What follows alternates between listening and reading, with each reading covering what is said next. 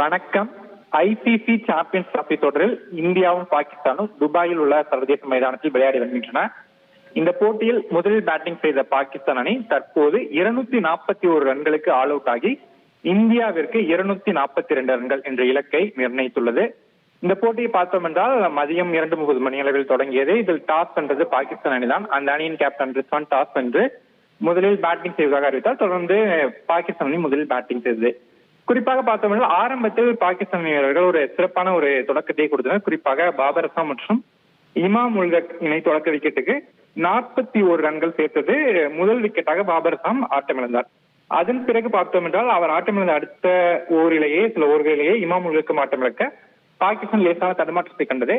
என்றாலும் மூன்றாவது விக்கெட்டிற்கு சவுத் சகில் மற்றும் கேப்டன் முகமது ரிஸ்வான் இணை ஒரு அபாரமான ஒரு பார்ட்னர்ஷிப் அமைத்து இருவரும் ஒரு நிதானமான ஆட்டத்தை வெளிப்படுத்தினர்.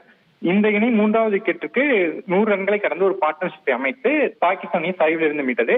என்றாலும் அடுத்தடுத்து ரிஸ்வானும் சவுத் சகிலும் ஆட்டம் இழக்க மீண்டும் பாகிஸ்தான் தடுமாற்றத்தை கண்டது.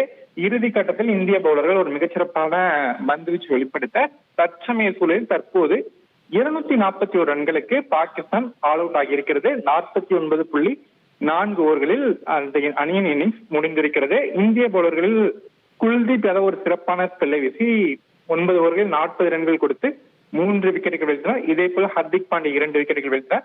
ஹர்ஷித் ராணா 1 விக்கெட் மற்றும் ரவீந்திர ஜடேஜா மற்றும் அக்சர் பட்டேலும் தலா 1 விக்கெட்டுகளை வீழ்த்தியிருக்கின்றனர். இப்போது இந்த டார்கெட்டை பார்த்தோம் என்றால் துபாய் ஆடுகளம் ஒரு மெதுவான ஆடுகளமாகவே இன்றைய போட்டிக்கு பார்க்கப்படுகிறது. ஒரு டிரை பிட்ச் அப்படி என்று சொல்வார்கள். அதற்கேற்ற முறையில் தான் பிட்சில் பெரிய அளவுக்கு ரன் குவிக்க முடியவில்லை. இந்த 242 ரன்கள் என்ற ஒரு இலக்கு ஒரு குறைவான இலக்காக தெரிந்தாலும் அதை சேர்த்தது சற்று ஒரு சவாலான இதாகவே பார்க்கப்படுகிறது. ஏனென்றால் பாகிஸ்தான் அணியில் தரமான பவுலர்கள் இருக்கின்றனர். ஷாகின் சாஃப்ரிடி, ஹாரிஸ் ராஃப் மற்றும் நசீம் சாகியோ 3 பேரை சேர்ந்த வேக கூட்டணி இந்தியாவிற்கு அச்சுறுத்தலாக அமையலாம். என்றாலும் இந்திய அணியின் பேட்டிங் நீண்ட டெப்தாக இருக்கிறது.